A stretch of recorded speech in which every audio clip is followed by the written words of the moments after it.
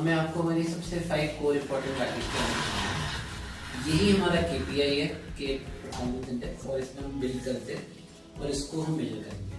तो number 1 which is very important, हम यहाँ ये नहीं देखते बंदा क्या रिजल्ट आ रहा है, मॉर्निंग में आ रहा है नहीं आ रहा, क्या रिजल्ट है, no, this is the thing. अगर ये सब चीजें पर्सनैलिटी में डेवलप हो रही है, कहते हैं ना बंदे का कैरेक्टर अच्छा है तो अच्छे काम करेगा, बंदा चोर है तो हर जगह चोरी करेगा, यू नो, इट्स लाइक।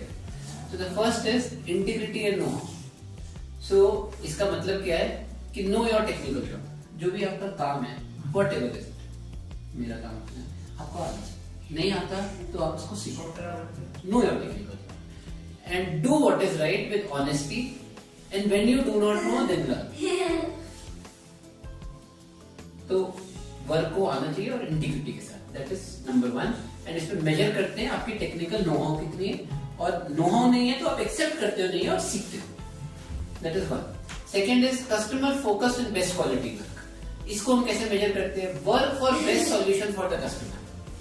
कि मान लो जो भी आप काम कर रहे हो, आप वीडियोस बना रहे हो, मैं कुछ और, तो हम कस्टमर के बेनिफिट के बारे में, पब्लिक के बेनिफिट के बारे में क्या सोचें। हम कुछ भी काम कर रहे हैं, how can we improve their life, how can we make the world better, you know, how can we do more better water conservation, और वाटर कंजर्वेशन से हम लोगों की लाइफ कैसे बेटर कर सकते हैं, उनको कैसे समझा सकते हैं, और फिर उनको कोई अपनी जिंदगी में एक्शन लेने को मोटिवेट कर सकते हैं। कहने का मतलब ये, work for best solution for the customer, product बेचने पर उनकी प्रॉब्लम सॉल्व करो, उनकी प्रॉब्लम, ठीक है, and serve the country by doing more than what is required. ये बड़ा इंपॉर्टेंट है।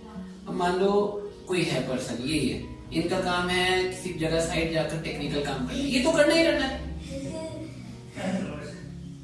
मान लो ये गए कि साइड पे इनको कोई मशीनरी सेटअप करनी है, चेक करनी है, तो वो करना ही करना है, उसमें कोई उसको तो करना ही करना है, वो तो यही आ गया ना, तो आना ही चाहिए। But actually best quality work is कि जो आपने करना है उससे एक स्टेप आगे करना है,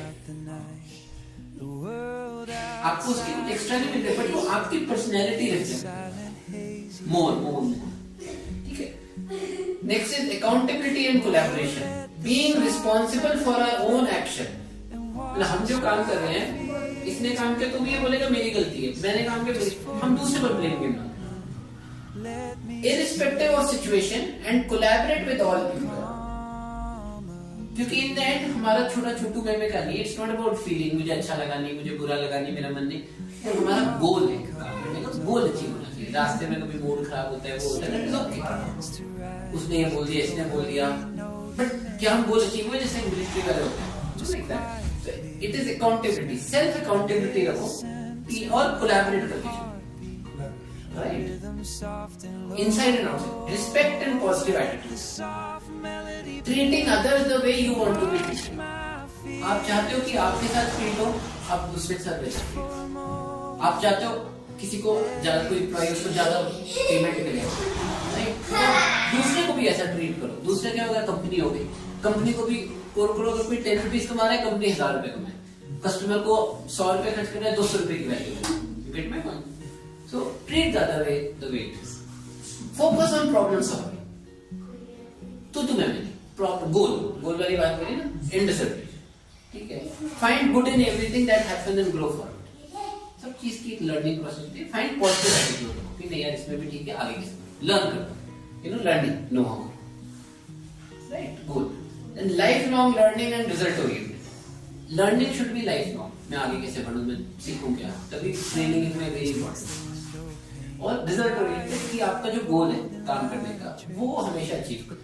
तो अगर आप इन 5 वैल्यूज को हम मेजर करेंगे, अपलॉड करेंगे, रिजल्ट्स आने दिया, डन है, राइट, एंड बेनिफिट आना चाहिए, सबका ग्रो होना चाहिए, पॉजिटिव एटीट्यूड होना चाहिए। So this is the 5 values जिससे हम रिच ग्रो।